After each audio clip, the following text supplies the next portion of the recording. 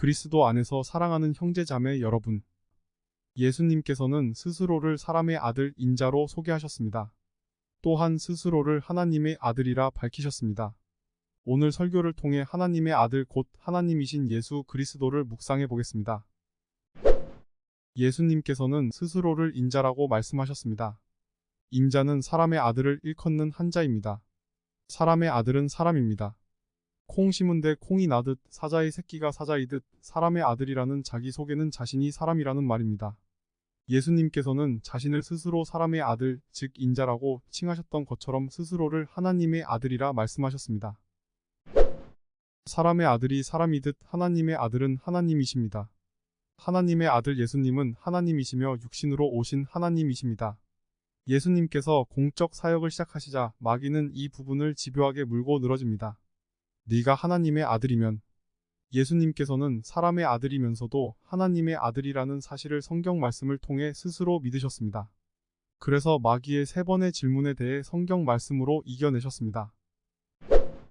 이후 공생의 기간 동안 예수님께서는 자신이 하나님의 아들임을 밝히셨고 유다를 제외한 사도들도 예수님을 하나님의 아들로 믿었습니다. 유다는 단 한 번도 예수님을 주님으로 부르지 않습니다. 그는 하나님의 아들 곧 하나님로서의 예수님을 믿지 않았습니다. 그에게 예수님은 그저 이스라엘의 선생 중 한 명일 뿐이었습니다. 대제사장들이 예수님께 물었습니다. 네가 하나님의 아들 그리스도냐? 예수님의 대답은 그렇도다였습니다. 그러자 그들이 말합니다. 저 사람이 하나님을 모독하였도다. 그는 사형에 해당한다. 왜 그들은 예수님께서 하나님의 아들이라고 말한 것을 하나님을 모독한 것이라고 받아들였을까요? 유대인들의 대답을 통해 알 수 있습니다. 이는 네가 사람이면서 하나님으로 자처하기 때문이라. 사람의 아들이 사람이듯 하나님의 아들은 하나님이시라는 말입니다. 유대인들은 그것을 분명히 알았고 그래서 분개했던 것입니다.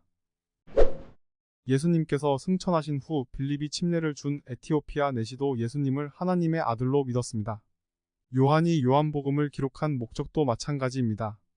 다만 이것들을 기록한 것은 너희로 예수가 그리스도 곧 하나님의 아들이심을 믿게 하려는 것이요. 다마스커스에서 예수님을 만난 바울도 이 사실을 먼저 전합니다. 그가 곧바로 회당에서 그리스도를 전파하여 그분이 하나님의 아들이라고 하더라. 사랑하는 형제자매 여러분, 여러분이 믿은 그리스도이신 예수님은 하나님의 아들이십니다. 사람의 아들이 사람이듯 하나님의 아들은 하나님이십니다. 예수님은 사람이자 하나님이시므로 하나님과 사람 사이의 중보자가 되십니다. 하나님의 아들 예수님은 육신으로 오신 하나님이십니다.